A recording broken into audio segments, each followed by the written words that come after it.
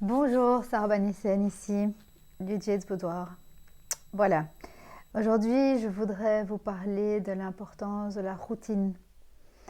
Alors la routine, c'est un mot qu'on a toujours galvaudé et pris comme quelque chose de négatif. Ce qui est routinier est embêtant, ce qui est routinier n'est pas amusant. Eh bien, moi je vous invite aujourd'hui en 2020, dans cette nouvelle ère, dans ce nouveau vous, à vous construire une routine saine.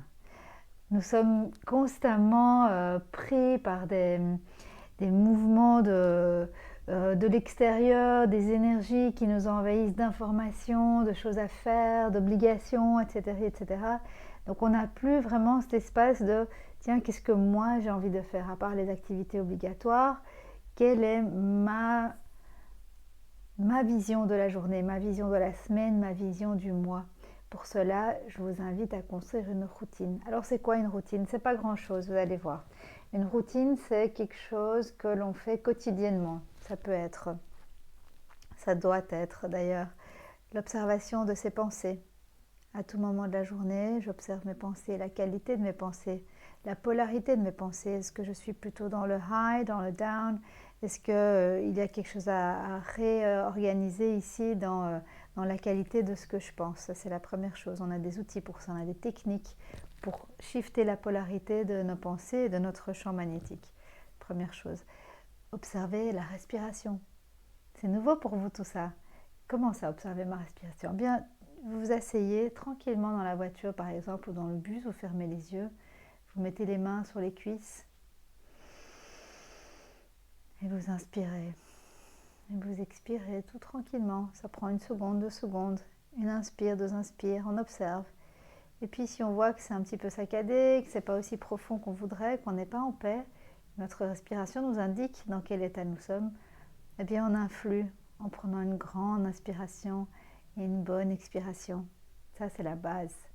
D'accord? Ça, c'est deux choses. Donc, observation des pensées, observation de la respiration. Troisième chose, l'exercice. Alors, j'en parle beaucoup, c'est vital. Il faut faire du sport, de l'exercice, bouger son corps, étirer son corps. Pourquoi? Alors, premièrement, pour la mécanique, parce que c'est un véhicule que nous avons pour le temps que nous avons sur cette terre. On n'en a pas deux des véhicules. Bon, on peut se faire opérer, on peut faire ceci, cela, mais le plus important, c'est de prendre soin de ce véhicule. Alors, comment est-ce que, optimalement, je prends soin de ce véhicule que j'apprends à connaître? De un, je m'informe. Comment est-ce que je fonctionne? Comment est-ce que fonctionne cette mécanique? Quels sont les aliments qui sont bons pour moi? Quelles sont les substances qui sont bonnes pour moi? Quelles sont les substances qui ne sont pas bonnes pour moi? Pourquoi pas commencer à poser la question à votre corps? Alors, vous vous mettez devant le frigo ou devant un aliment ou devant une carte de menu au restaurant et vous demandez à votre corps, de quoi as-tu envie?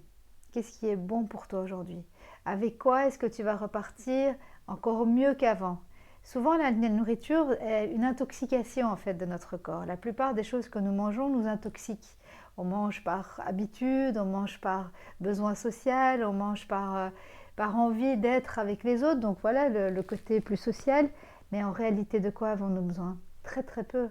Et dès que nous venons en contact avec ces besoins, ces vrais besoins, les besoins de notre corps, pas ceux du mental, pas ceux de ce que nous pensons que nous avons envie, eh bien vous verrez qu'on mange beaucoup moins, on mange beaucoup mieux. Alors ce qui est intéressant aussi, et j'en parle à mes enfants régulièrement, c'est observe comment tu te sens après avoir mangé. Mange ton petit bol de Kellogg's plein de sucre et plein de chocolat le matin et vois 1 heure après comment tu te sens en classe. Est-ce que tu es en pleine énergie? Est-ce que tu arrives à étudier? Est-ce que tu arrives à te concentrer? Ou est-ce qu'au contraire tu as un down? Est-ce que tu es complètement confus? Est-ce que tu as une perte d'énergie? C'est ça qui est important de voir aujourd'hui. On ne veut plus continuer à vivre comme dans les années 1900, 2000, 2018, 17, 16. Non, non, c'est 2020. Ça y est, nous sommes dans la version supérieure de ce que nous étions. Nous allons utiliser notre plein potentiel. Alors s'il vous plaît, commencez à faire attention à votre alimentation. C'est la moindre des choses. Nous sommes tous responsables de notre corps, nous sommes tous responsables de qui nous sommes responsables de nos pensées, nous sommes responsables de notre corps, de notre vitalité. La maladie, ce n'est qu'un manque de responsabilité que nous avons délégué vis-à-vis de notre corps. Je suis persuadée, et la plupart des études le montrent, 90%, 90% des maladies sont psychosomatiques et sont liées au stress, sont liées à un manque de compétence de nous-mêmes par rapport à nous-mêmes. Donc, s'il vous plaît, aujourd'hui, prenons la responsabilité d'apprendre à nous connaître. Nous sommes tous différents, mais nous sommes tous de la race humaine, donc nous avons un fonctionnement plus ou moins le même pour tout le monde. C'est-à-dire qu'on sait exactement ce qui est bon et ce qui n'est pas bon. Le sucre a le même effet sur tout le monde, surtout le sucre comme il est présenté aujourd'hui, le sucre raffiné. Bon, voilà, ça c'est un autre débat, on peut rentrer dans l'alimentation une prochaine fois, mais donc soyez attentifs à ce que vous mangez, d'accord? Ça fait partie de la routine aussi ça. J'ai ensuite parlé de l'exercice. Alors l'exercice, ça veut dire sortir, s'oxygéner, mettre de l'oxygène dans toutes ces cellules. Alors comment est-ce que je fais ça? Soit j'ai le temps et je fais un petit footing, 30 minutes c'est très bien, j'ai oxygéné mes poumons, je me suis grandi, j'ai repris ma place, je suis nouveau en pleine possession de mes pouvoirs, ou alors tu fais quelque chose de plus soft, mais il faut un petit peu de cardio, d'accord? Donc la danse c'est parfait, la course à pied c'est parfait, la natation c'est parfait, le vélo c'est parfait. Pas des choses trop statiques, il faut un petit peu de stamina et il faut que le cœur pompe un petit peu, il faut que la circulation se fasse. Alors pour moi, le top que j'ai trouvé après toutes ces années de recherche, c'est la Kundalini. Pourquoi? Alors je vous bassine avec ça. Parce que nous avons en Kundalini des petites techniques efficaces qui nous prennent entre 5 et 15 minutes le matin et qui font que nous changeons complètement de polarité au long de la journée, au long de toutes les journées durant lesquelles nous faisons ce petit exercice. Alors si ça vous intéresse, moi j'ai un petit fichier dans lequel j'ai dessiné les 5 exercices. Il y a des vidéos sur YouTube aussi sur ma chaîne où vous trouverez ces 5 exercices. Ils sont extrêmement simples.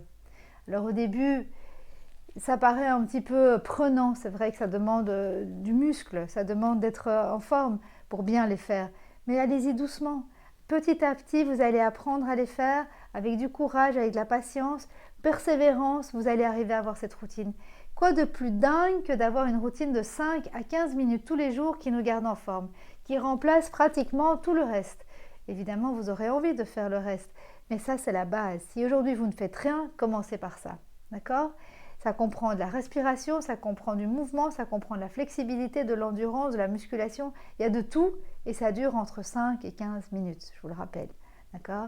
Ça, c'est la 4e chose, le sport. Alors, ensuite, la nature.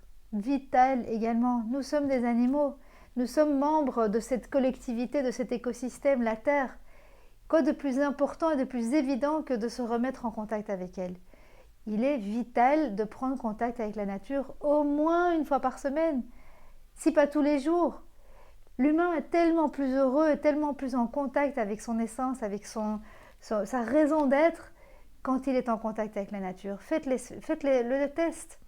Allez vous promener. Si vous êtes en polarité basse, soit vous faites un exercice de respiration et de Kundalini, soit vous partez en forêt, allez marcher.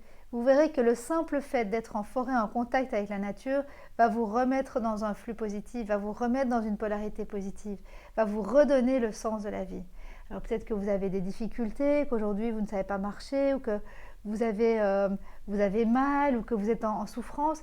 Eh bien faites l'effort quand même, dépassez-vous et allez jusqu'à la nature. Faites-vous accompagner, prenez le temps d'organiser ça pour vous. Nous organisons plein de choses. Nous avons plus facile à organiser une visite médicale, une visite à l'hôpital, une visite dans des espaces qui sont tellement antinaturels et nous avons oublié l'importance capitale de passer du temps avec la nature. Donc ça, c'est extrêmement important aussi. La nature, c'est notre écosystème, c'est le lieu privilégié de notre vie, où nous nous sentons le plus nous-mêmes. Donc, c'est tellement évident d'aller passer du temps dans la nature, d'accord? Que ce soit un parc, au bord d'un lac, au bord d'une rivière. Si vous avez la chance d'habiter à la campagne, alors là, je ne dois même pas vous l'expliquer. Mais nous qui vivons en milieu rural pour le moment, pour des raisons de facilité et de pratique, eh bien, il faut aller chercher la nature là où elle reste, d'accord? Dernier élément dont je voulais vous parler aujourd'hui, c'est la joie. Parfois nous sommes confus et nous ne savons plus quelle décision prendre. Stop, on arrête tout. Quand ce n'est pas clair, c'est qu'il n'y a pas de décision à prendre. Juste, je me rends compte à l'instant présent, qu'est-ce qui me donne de la joie? Qu'est-ce qui me met en joie? De quoi est-ce que j'ai envie ici, maintenant, là, tout de suite? Qu'est-ce qui va m'apporter la joie? Est-ce que c'est manger quelque chose? Est-ce que c'est parler à quelqu'un? Est-ce que c'est aller dehors? Est-ce que c'est écrire, chanter, danser? N'importe, que sais-je? Qu'est-ce qui te donne de la joie ici et maintenant? Pose-toi, arrête et demande-toi ce qui t'apporte de la joie maintenant. C'est ça ton GPS. Quand tu es confus, quand tu ne sais pas par où aller, tu poses les armes, tu déposes tout, tu fais un stop. Tu fais un petit exercice de respiration, un petit exercice de Kundalini. Peut-être auras-tu envie de chanter, si, ça se fait tellement du bien, ça modifie aussi la polarité de notre mental hamster. Donc la joie, le GPS de la joie. Voilà. Voilà, j'espère que ces petits outils vous aideront dans votre journée, que vous aurez envie de vous constituer un rituel. Si vous avez besoin d'aide pour ça, n'hésitez pas à me contacter. Je suis disponible pour ça. C'est mon cheval de bataille. Je vous embêterai encore avec tous ces petits outils que nous avons aujourd'hui parce que je trouve que nous n'avons plus d'excuses. Plus d'excuses pour aller mal, plus d'excuses pour nous lamenter, plus d'excuses pour dire du mal les uns des autres. On n'a pas le temps. C'est fini tout ça. Aujourd'hui, on s'entoure de personnes saines, on avance de manière saine et on se met des objectifs sains. D'accord? Allez, courage. Bonne année.